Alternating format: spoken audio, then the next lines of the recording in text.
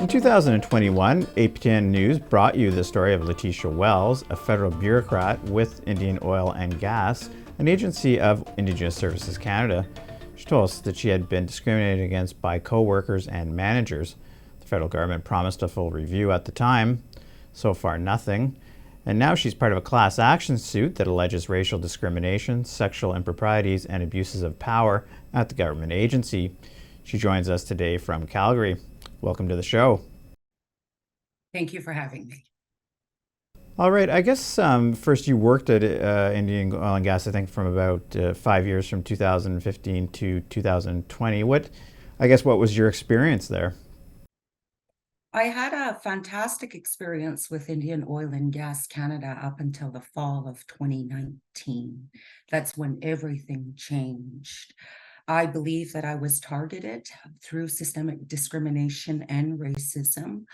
I believe that I lost my contract as a casual and a term contractor because I spoke up against the discrimination, harassment, bullying that was happening against me. And I believe I was targeted by a non-native manager in this role. Now, because of your complaint, Indigenous Services Canada and CERNAC promised a review of 2 departments in 2021 to address complaints like yours. Have you seen this review? No, I have. Well, I've seen the TLS report that the government released in December of 2021 and then redacted it immediately after it was released. This TLS report on IOGC had 78 recommendations that they recommended to improve the toxicness within the company. And unfortunately, the report is sitting on deaf ears. I have to admit, it's not doing anything to help the Indigenous people within Indian Oil and Gas Canada right now.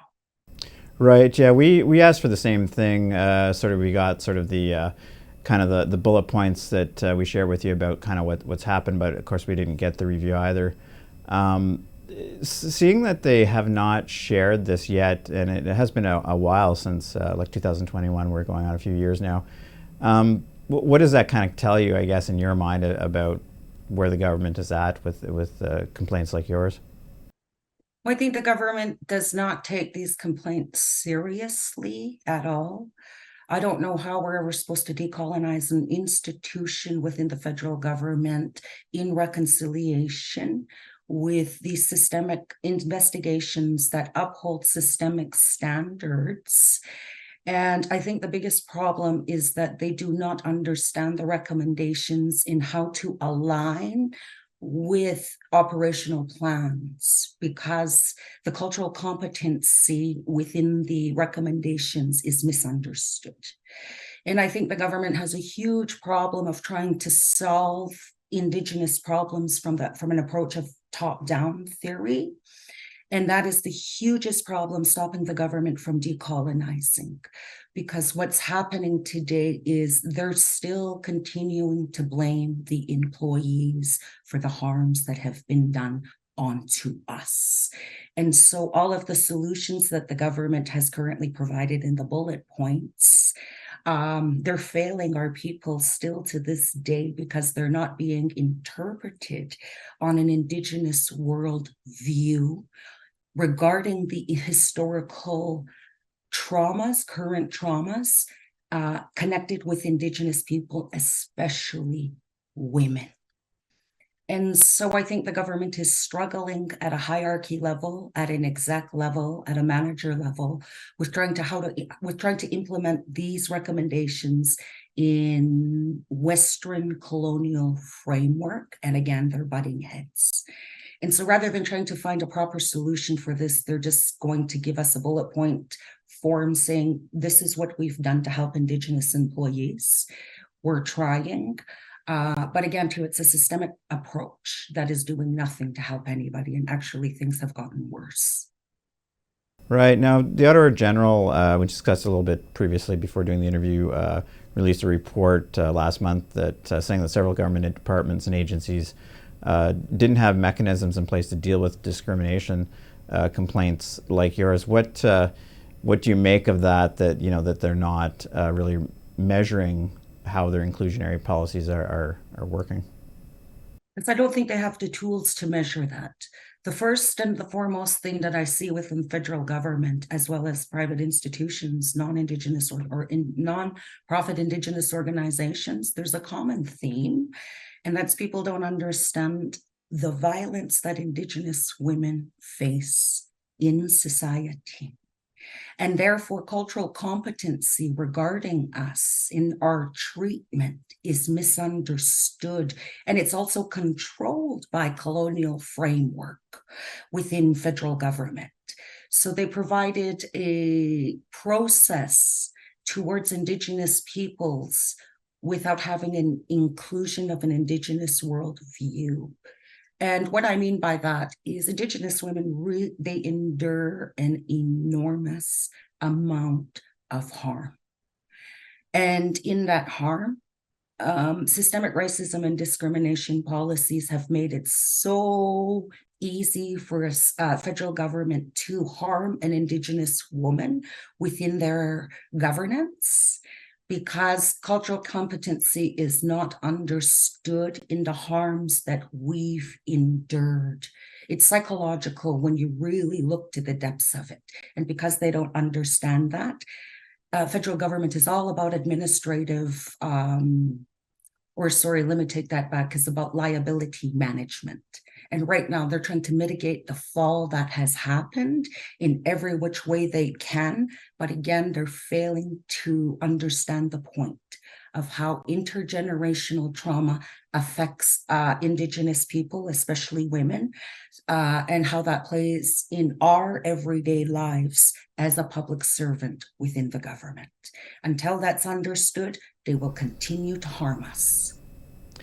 Now, in the class action suit that you're part of with another IOGC former employee, the government, the latest that they've said is that they feel the mechanisms are already in place, and they actually say that's why it's out of the jurisdictions of the court.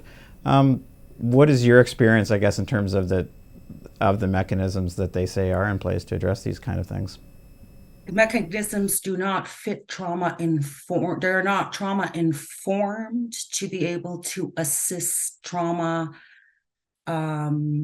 lived experience within Indigenous peoples. And that's the biggest gap that I find in the government trying to solve this problem, is that they don't have grassroots Indigenous peoples with lived experience in those roles.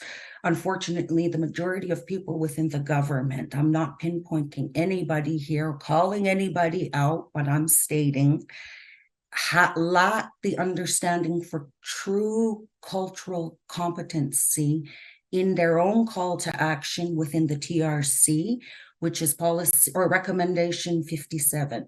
That requires all government public servants, management, exec, and staff to have cultural competency training. In addition to that, the understanding of historical traumas and how that it plays in our everyday lives.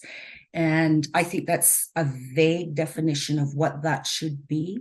And I think they've left it vaguely up so other departments can interpret that term and make it fit to their operations. So until the government provides true solutions for Indigenous peoples, grassroots Indigenous peoples will continue to go in these circles of systemic investigations. Right, and you sort of answered a lot of it, I guess, in your last answer, but just to follow up on that, in your opinion, what really needs to happen to change the culture and immediately address the discrimination that's in government? Probably won't be able to tackle it all overnight, but to maybe make employees like yourselves and others that feel discriminated against the government, that real change is happening. Well, I think they can start by enforcing some kind of punishment on the exec team or executive and management that are accused of these types of discrimination allegations. And what I mean by that is like IOGC, again, when you look at the solutions that they provided, they gave a top-down theory.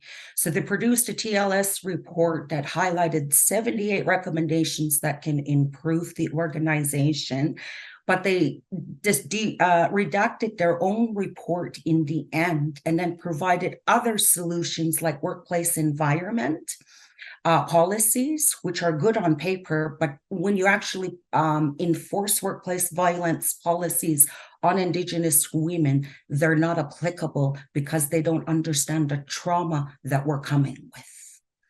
The second thing is exec needs to take responsibility for cultural competency training. 15, the government requires the government requires public servants to get, or it gives them the option to retain 15 hours of cultural competency training in a year. And unfortunately, that is not enough for somebody in those roles to understand the governance that we require. The immediate solution right now would be to create a trauma-informed bureau or some type of union for employees that have deep-rooted trauma to be able to use these grievance processes to help the government understand in what we're trying to say, because they don't even understand what they're trying to say, what we're trying to say.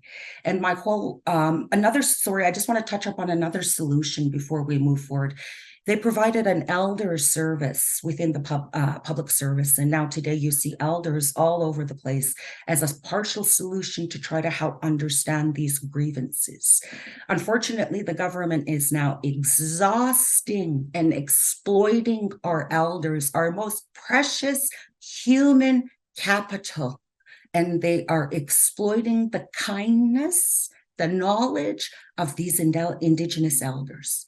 So IOGC has hired an elder part-time for 15 hours a week to help understand those trauma-informed pieces.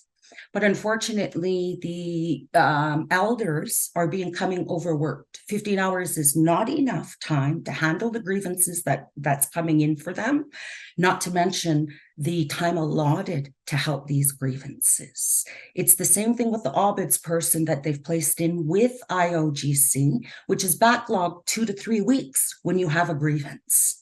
So there's still no immediate solutions for Indigenous employees to have their grievances understood. They're continuing to dismiss them within the toolbox and the powers that they have, absolute power to execute over their Indigenous employees, and therefore they are continuing to suffer. Okay, well, we'll have to unfortunately end it there, but thanks very much again for joining us today and talking about an issue that I know must be difficult, and you made a lot of time available to us, and we appreciated it. Thank you for having me.